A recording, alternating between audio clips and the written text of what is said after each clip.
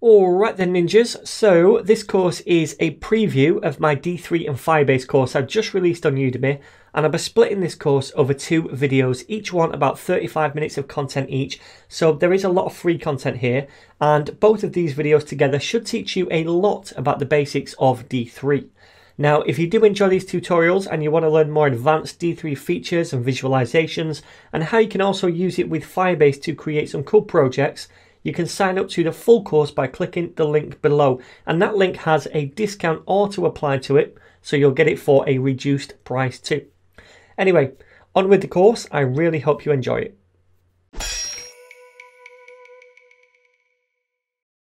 Alright, so this course is all about D3 and Firebase, right? But D3's job is to create SVGs, which we can then render to the browser. So it makes sense that we understand a little bit about SVGs before we dive into D3. So SVG just stands for Scalable Vector Graphics. And by scalable, I mean we can make them bigger or smaller without losing image quality. Therefore, they look crisp in any resolution or screen size, unlike typical images such as PNGs or JPEGs. So that is a really cool feature of SVGs. We can make them bigger or smaller and they maintain the same crispness, okay? Now, they're also very small in file size, again, different from PNGs or JPEGs, which grow very large depending on the image size. So for these reasons, SVGs are a good option to create diagrams or things like logos in web pages. Now, there's several ways to create an SVG, so let's just talk about some of them.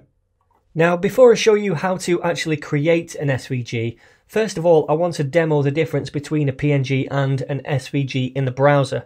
So you can see right here, I've got the Google Chrome logo. I've also got it in SVG format over here. This one is PNG.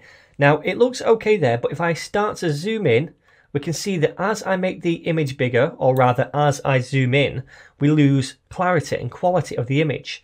We can see it starts to go jagged around the edges especially. Now, if we look at the SVG over here, that's crisp at a small size, but if I zoom in, this is still remaining very, very crisp as it gets larger. So this is one of the huge benefits of SVGs. They're super scalable and they do not lose quality. So there's a few different ways that we can actually create an SVG and then view it in a browser. The first way is to use a program like Photoshop or Adobe XD and then create an SVG file in one of those. Then we can reference that much like we would a PNG or a JPEG inside the source of an image tag. Then we can view that in a browser. That's absolutely fine.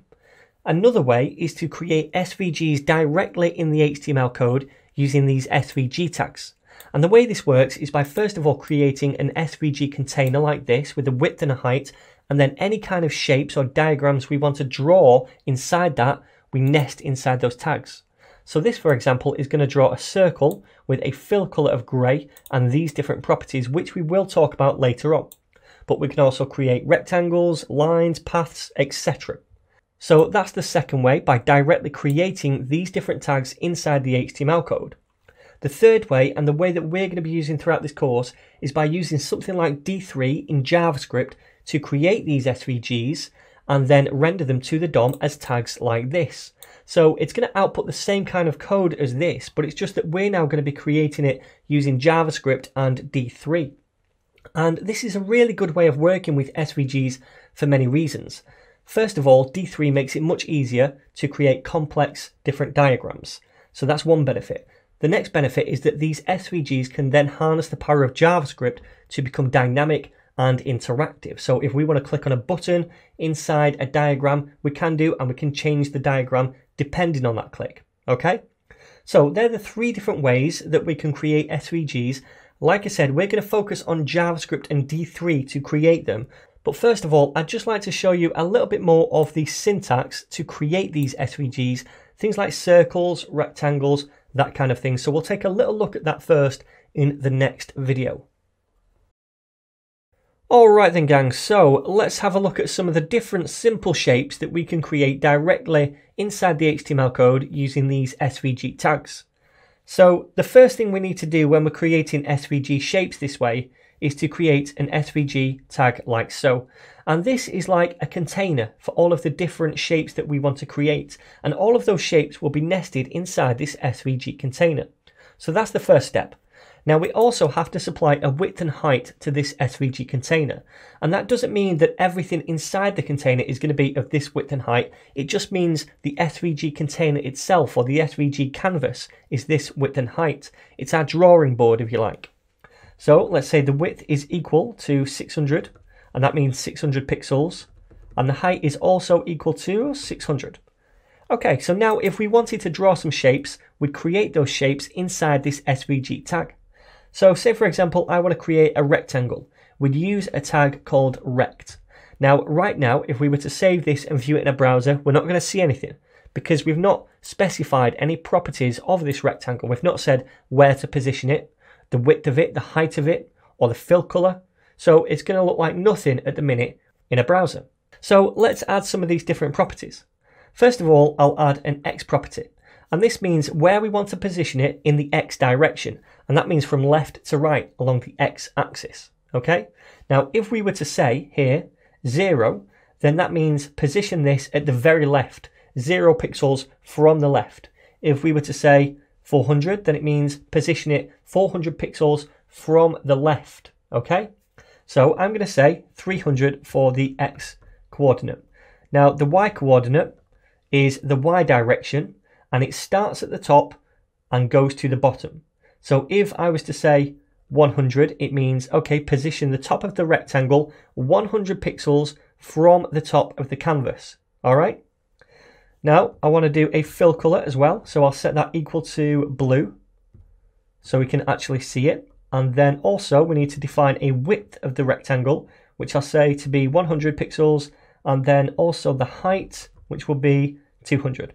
Now, if I was to right click and go to open with live server, and I can do that, remember, because I have the live server package installed in VS Code, then it's going to open this in a browser for me, and I can see that rectangle right there. So you can see it's positioned about 100 pixels from the top and 300 pixels from the left, because we said X 300, Y 100. So there we go. That's our first SVG shape done, a rectangle. Okay, so let's try something else. Let's do a circle. So again, we need a tag, and this time it's called circle. And this time it has different properties. We don't say X and Y, we say instead CX and CY.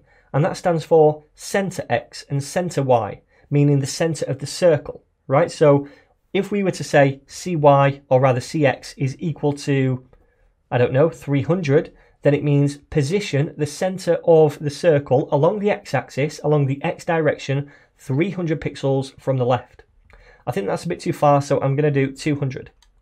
Okay, let's do the same for CY, which means the center of the circle along the Y direction from the top, and we'll say 200 as well.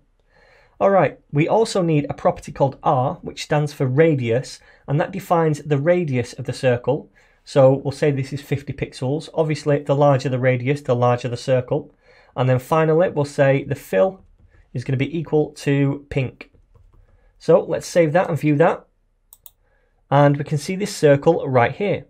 So the center of the circle, which is in the middle of it, is going to be, what did I say? 200 pixels from the top. So there to there is 200, and also 200 pixels from the left, okay? Whereas with the rectangle, it was 100 pixels from the top of the rectangle, not from the center, and 300 pixels from the left of the rectangle. So this works from the center, this works from the left and the top left if you like, okay?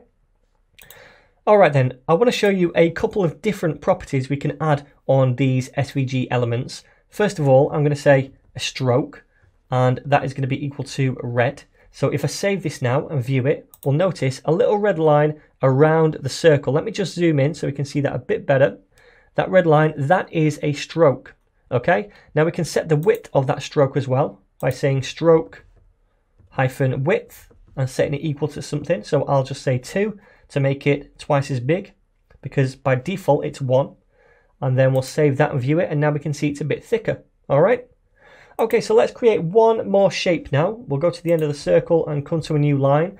And we want to create now a line element. So again, we need a tag, first of all. This one's called line. And what this does is run from one point on the canvas or the SVG container to another point.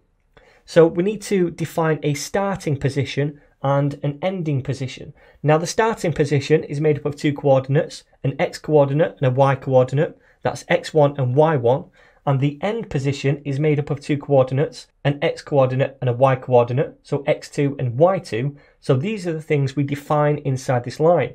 So let's say x1 is equal to 100 and y1 is equal to 100 as well. So that's the starting position.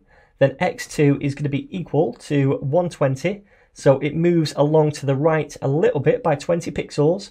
And also y2 is going to be equal to 300. So it moves down by 200 pixels as well, from 100 to 300. All right.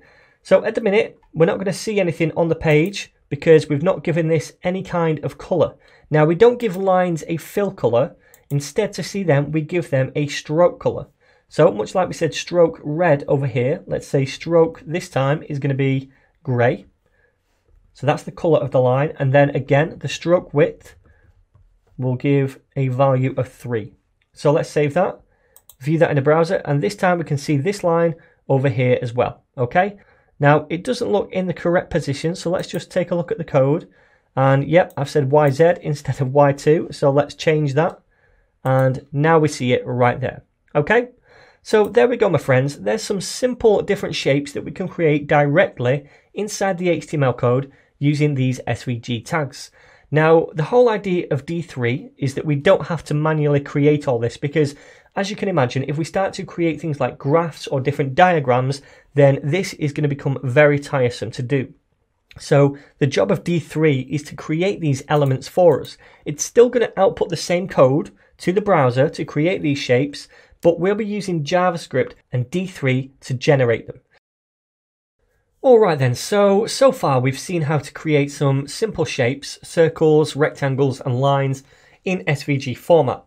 Now, what if we wanted to create a shape that was a bit more complex? For example, a star or something even more complex. Then what we could do is we could use a path to do that. Now, we're going to be using D3 to generate paths later on, but I thought I'd introduce you to them now so it's not like a foreign language later on when I suddenly dump them on you. So, this is what a path looks like. It's called path and it has an attribute called D. And that D attribute is a string of seemingly random letters and numbers. And these letters and numbers right here, these are what makes up the path. It tells the SVG how to draw the path, if you like. So if you notice, it starts off with a letter, then some numbers, then another letter, then some numbers, then a letter, then numbers, then a letter. So what do these different things mean?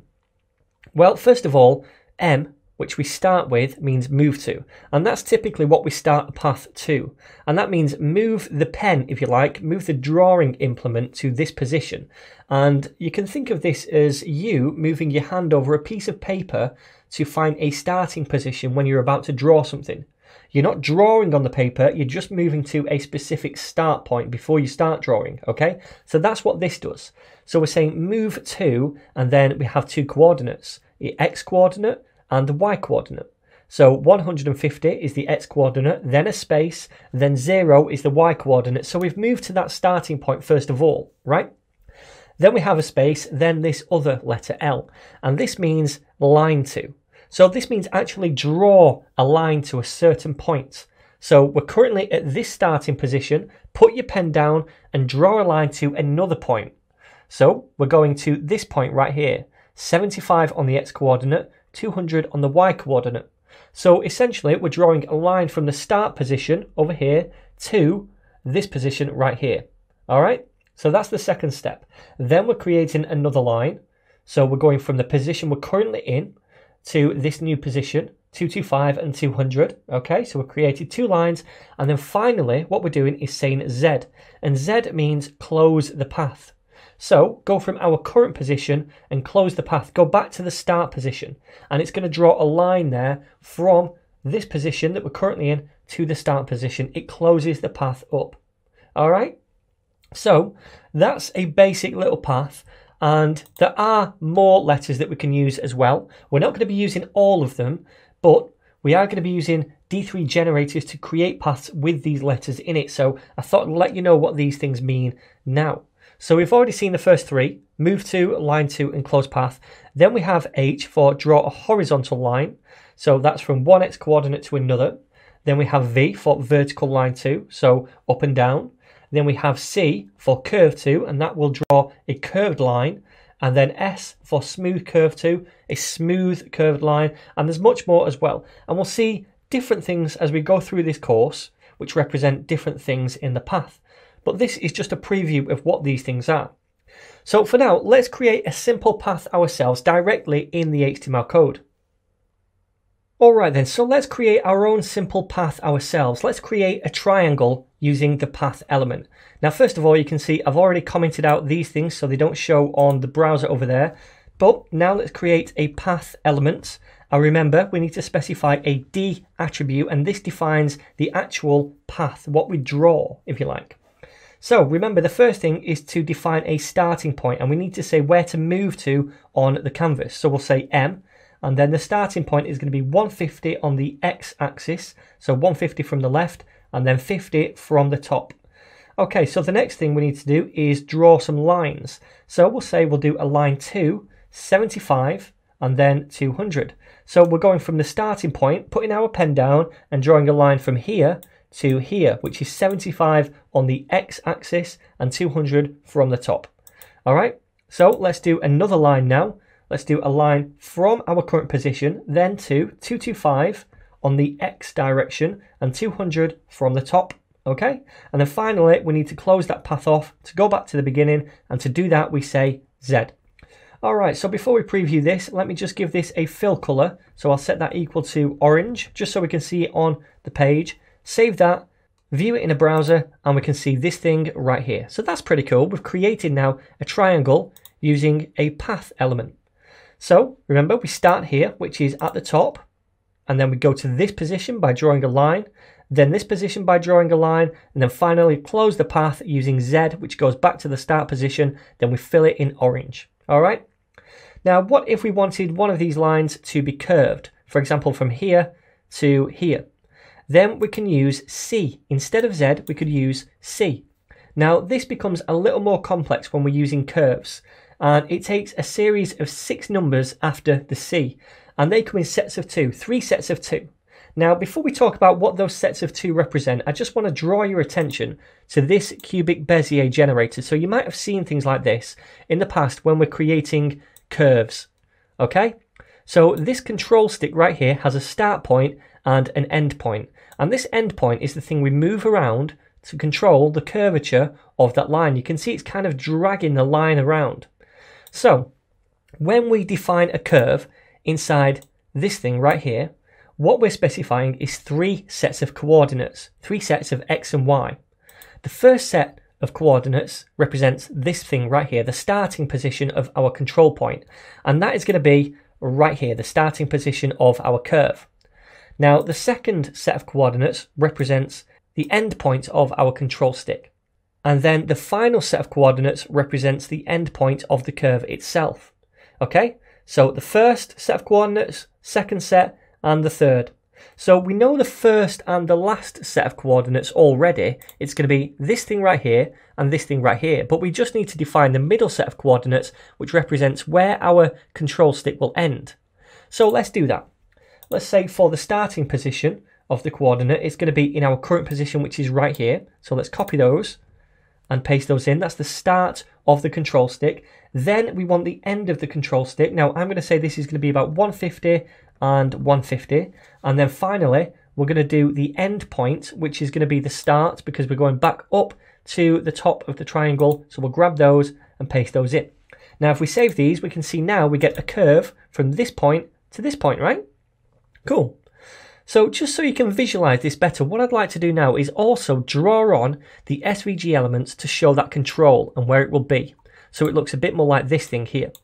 So let's do that. Let's first of all do the circle, which represents this thing right here, the end of the control point. So underneath here, let's do a circle tag. And inside this circle, we need to specify a CX position, the center X coordinate, and also a CY coordinate.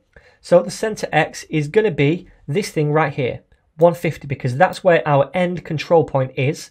And also that is going to be the CY because we said 150 for the Y coordinate as well. Okay, so now let's give this a radius equal to 5, so just a small circle, and also let's give this a fill color of grey, like so. Save that and view this in a browser, and now we can see this is our end control point, right? Now, what I'll do is draw a line from here to here so we can kind of see that control line. So underneath the circle, let's also do a line elements, and remember a line takes some starting coordinates, x1 and y1, and some ending coordinates, x2 and y2. So let's define those. x1 is going to be equal to this point right here, yeah? So let's grab that. It's 225, and then it also takes a y1, which is going to be 200. So the x2 is going to be the starting position, which is 150. So type that in there. And the y2 is going to be the starting position as well, which is going to be 50. So just put that in there. Okay, so that's our line. Now let's also do a stroke and set that equal to grey. And save that. View it in a browser. And we can see now it goes from here to here. Obviously, I've done the endpoint wrong. We want the endpoint to actually be here to show that control. So let's do x2 and y2 to actually be equal to 150 and 150 where the control point is.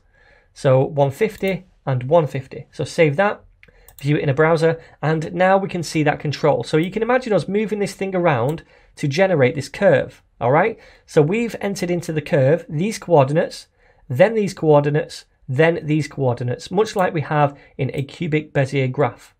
All right. So that is paths for you and curves.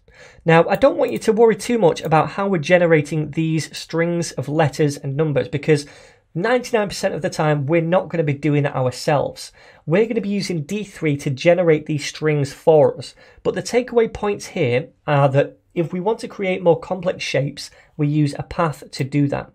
And the thing that controls the path is this D attribute right here. And we'll be generating this D attribute through D3 later on in the course.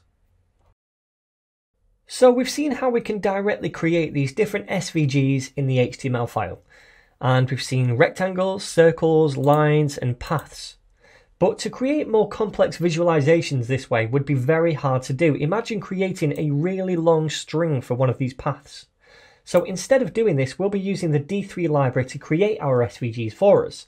So D3 will allow us to easily create rectangles, lines, circles, paths, and much more complicated combinations of these things to produce really nice looking data visualizations. So let's get started by setting up this file to work with D3. Now I'm going to head over to the D3 repository over here and scroll down to get a link to the D3 library, which is version 5 at the time of recording.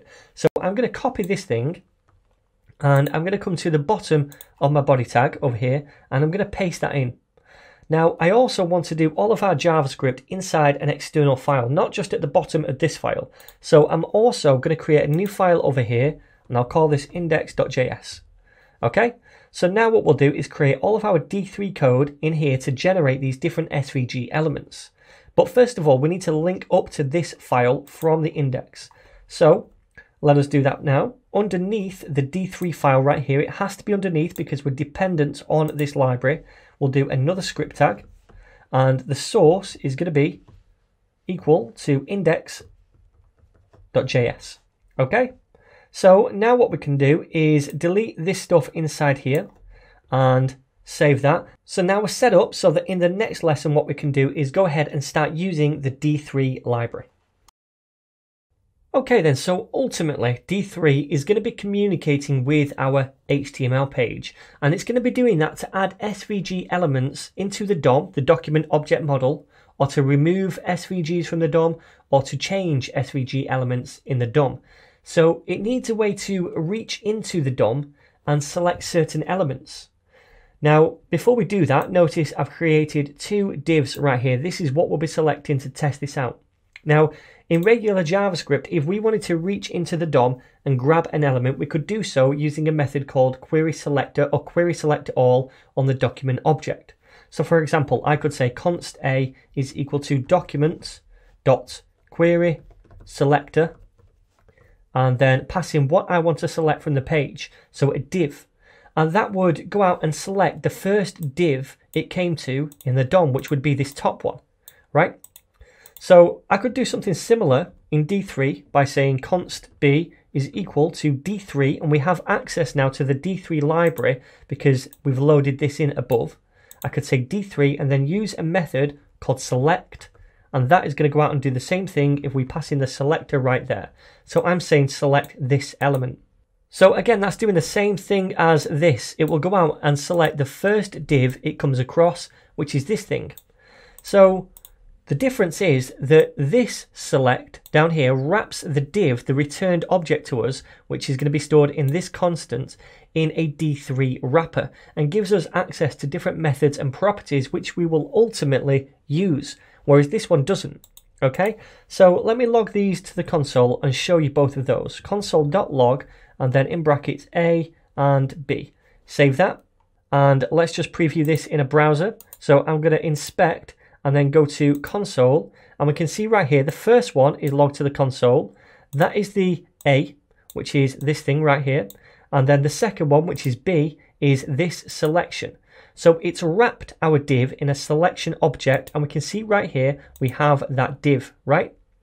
So we'll talk about the different methods and properties we can use on this selection later on, but I just wanted to show you how we can select an item from the DOM. Now, if we wanted to select more than one item, in regular JavaScript, we'd say query selector all, and then that would go out and grab all of the divs on the page, so both of these. And if we want to do the same thing in D3, we say select all. So if I save this now and preview the differences, we can see that now this is a node list of two divs, but this right here, this is a selection of node lists. So it's still wrapped inside that D3 wrapper so that we can do special things unique to D3 to these elements if we wanted to. All right. So then whenever we want to select something in D3, we'll either be using D3.select or D3.selectAll instead of this. Now then, we want to place ultimately our SVGs on the page using D3, and we typically tell D3 where to place them in the page. So we need a reference to place that. So let's go over here and we're going to delete the top div and instead give this a class of canvas. And what we're going to do now is select this element in D3 because this in the future is where we're going to place or inject our SVG. So let's go over here and we'll get rid of this stuff because we don't need that anymore. And instead I'm going to create a const called canvas and set that equal to D3.select, and then inside the selector is dot canvas. Much like we would select it in CSS, we do the same kind of thing right here. Dot to say class, then the class name. So we have now a reference to this canvas element, and in the next lesson we can append an SVG to this canvas. Alright then, so we have our canvas selected right here using D3 select, and what we'd like to do is append an SVG tag to it, so that inside the canvas we have an SVG tag. So to do that, what we're going to do is take the canvas and we're going to use a method called append, like so. Now remember, when we select elements this way using D3.select, it wraps those elements inside a D3 wrapper. So we have access to these different methods on this element now, and this is one of those methods. And what it does is take this element and append another element to it. Now what we want to do is append an SVG element to the canvas like so. Now what we can do is store the return value of this inside a constant as well. So I could say const SVG is equal to canvas.append SVG. And what this does is return the actual SVG element to us, the one we've just created. So much like we have the canvas here, we also now have the SVG stored in here. So if I save this, let's preview this in a browser. Obviously we don't see anything, but if I go to elements, then we can see the canvas and we can also see this SVG right here. So we've appended now this SVG container, and what I'd like to do is append different shapes to this SVG container. So put different things inside it like a rectangle or a circle. So let's go ahead and do that.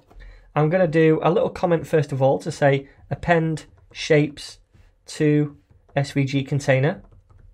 And underneath I'll say SVG, which is the returned element we got right here. Then we're going to append an element to that, and that is going to be a rect. We're also going to do SVG.append, and we'll do a circle this time. And then finally we'll do SVG.append, and then we'll do a line, like so. Okay, so let's save that now and view this in a browser. And again, we can't see anything, but if we open up this div, we can see the SVG, and inside there now we have a rectangle, circle, and a line. So that's good. That's pretty simple to take this SVG container and these different shapes and append them to the DOM using this one method right here, append. And remember, the append method returns the element we created. So in this case, it returns the SVG, and we're storing that in a constant. Now, we're not storing these in constants because we don't need to then append anything else to this, right? We don't need to say rect.append something else, so we don't really need to store those. But if we were to store them, this would store the rectangle which was just appended. And by the way, it's not just SVG elements and shapes that we can append to a page. We can also append other elements to it as well, such as p tags or anchor tags. But nearly all the time in this course, we'll just be adding shapes. So we have our shapes now appended to the SVG here, but at the minute they don't have a height, a width, a radius, or fill color, or anything like that. And to add those in, we'll be using method chaining and a method called attra, or attribute if you like. So we'll see that in the next video.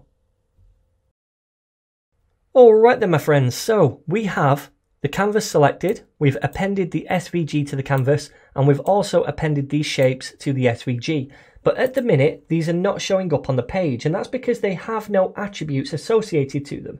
No coordinates, no dimensions, no fill color, etc. And we need to address this problem. For example, this thing over here, the SVG container, that needs a width attribute and a height attribute to say how big this SVG container will be.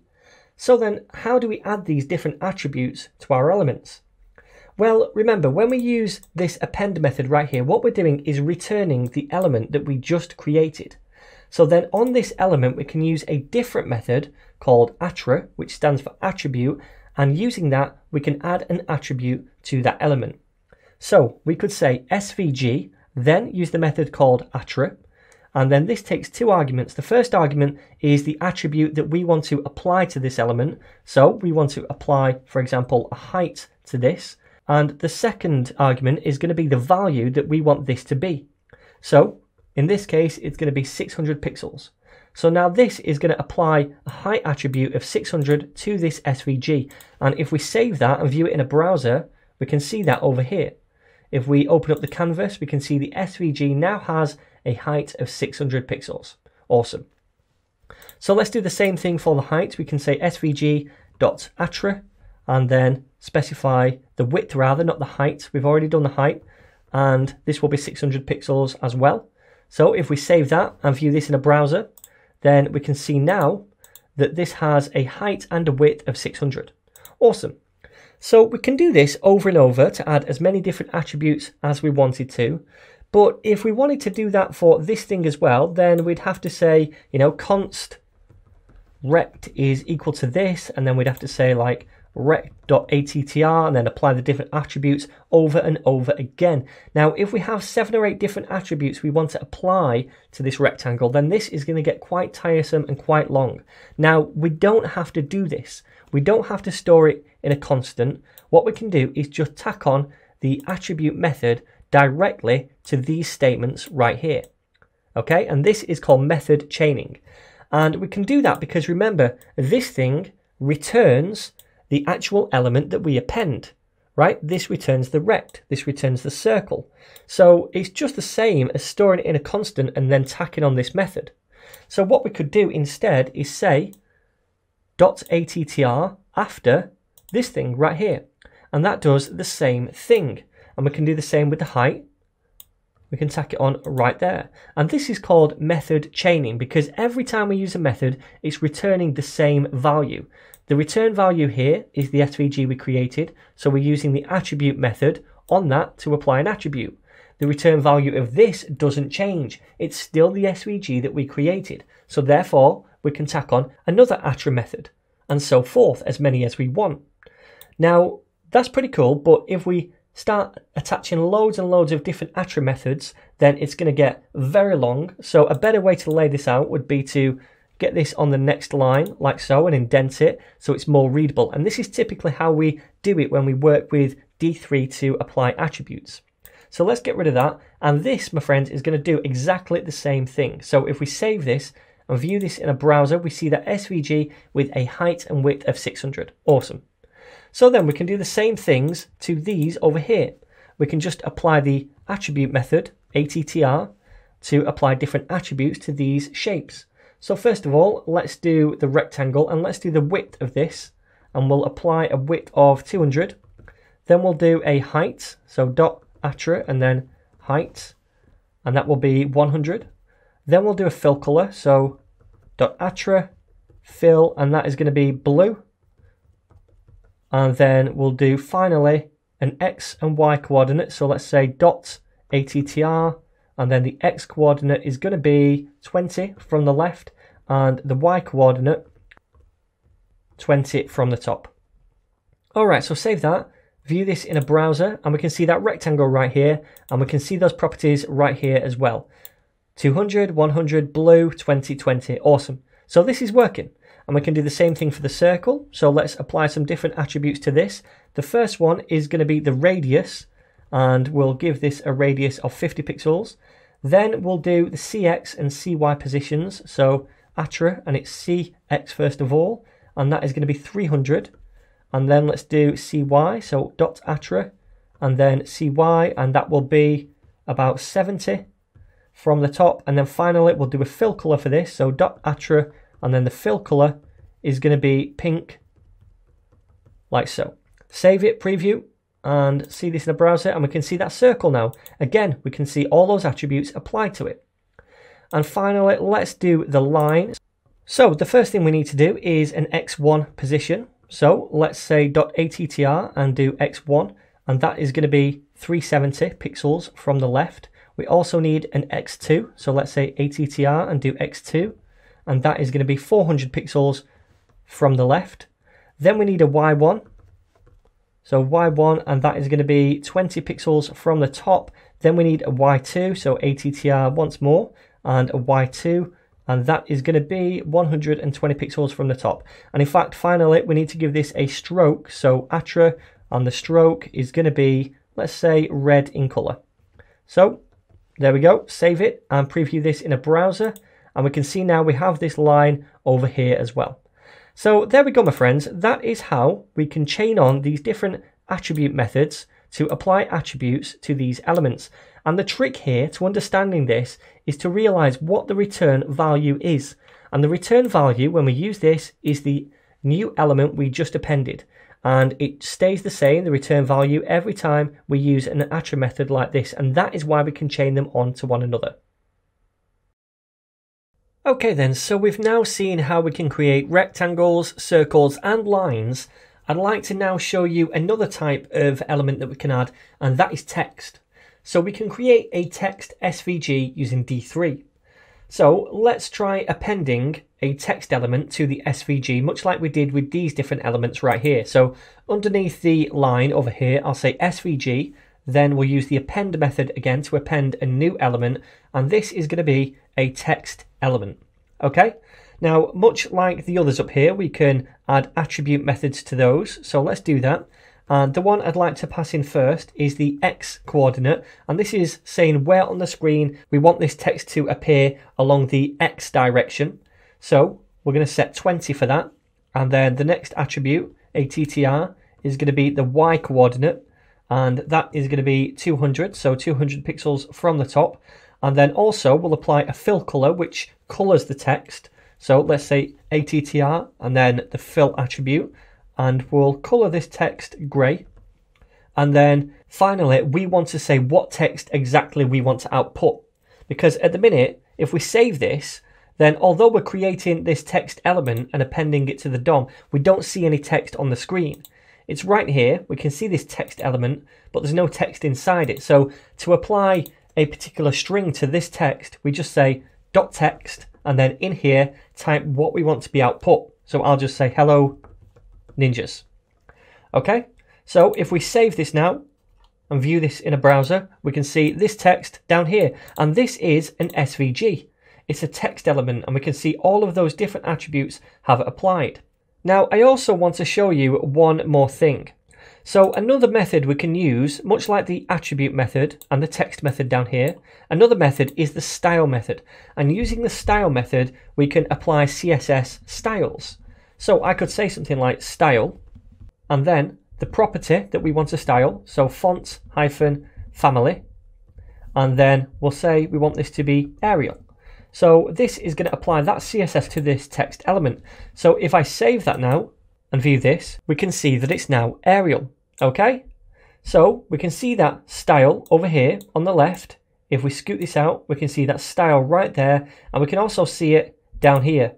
There it is, the style, the font family is Arial. So SVG text is useful when we want to do something like add labels to a graph or to an axis, and we'll be using them at certain stages in future lessons. Now there's one more type of element that I want to show you how to create in this chapter, and that is a group. Now a group element isn't used to display a shape on the page like a rectangle or circle or a line or text would. Instead, it just groups other shapes or elements together. Now, why would we do this? Well, imagine we had some kind of chart like this, and on that chart we'd have many different elements. We'd have the bars, the axes, maybe some labels down here as well, and legends. Now, it makes sense to group, for example, all the bars together in one group, and then if we wanted to, we could apply any kind of transformation to that group as a whole if we needed to. For example, if we needed to move all of the bars to the right or up, or whichever direction, we can move them together. We just move that one group element instead of all of the individual bars. So this could also be a group on the left, the axis, and that would be made up of this line, all these lines, and then maybe some text as well next to the lines. This could be a group like we discussed, all the bars, and then also this could be a group down here. So we are going to be using groups quite a lot as we go forward, just to group our different elements together. But for now, what I'd like to do is just create one simple group and then group our shapes together in that group. Okay then, so far we're appending all of our different shapes to the SVG directly. Now instead of that, what I'd like to do is create a group and then place these three items inside that group. So these sit in the group, but the text doesn't. Okay, so first of all, let's create the group. The way we do that is by first of all saying const group. We're storing this in a constant so we can reference it later and append other things to it. And we're going to append this to the SVG. So we'll say svg.append, and the element is just G. That stands for a group. It's not group, just G, nice and short. Okay then, so we've created that now. And then what we could do is, instead of appending all of these shapes to the SVG, append them to the group instead. So let's try that. I'm going to select there, Alt select there, Alt select there, so I can delete them all at the same time, and then say group instead. And now we're appending each of these elements to the group and not directly to the SVG. So if we check this out, let's go inside the div, then inside the SVG, and now we can see this group element at the top. And inside that group, we have these three elements, rect, circle, and line. But outside of the group still is the text directly in the SVG. Okay, so like I said, one of the benefits of using groups is so that we can maybe translate all of the items inside the group at once. So what if we wanted to do that? What if we wanted to perform some kind of transform to all of these items? Well, we just perform the transform to the group itself. So let's give this a whirl. So under here, what I'm going to do is use the attribute method, and the attribute I want to change or apply here is the transform attribute. So much like in CSS, we say translate, and this is going to translate the whole group by so many pixels along the x-axis and so many pixels along the y-axis. So how much do we want to translate this by? Well, I'll say 0 along the x-axis, but 100 along the y-axis. So translate this whole group down by 100 pixels. So if we save that and view this in a browser now, we can see that the whole group of shapes has been translated down by 100 pixels. And if we wanted to move this to the right, I could say 50, and then check this out again. And now we can see it's been moved 50 pixels to the right as well. So like I said, this is really good if we're working with bar charts or axes. If we want to move the whole group, we can do using a group and transform like this.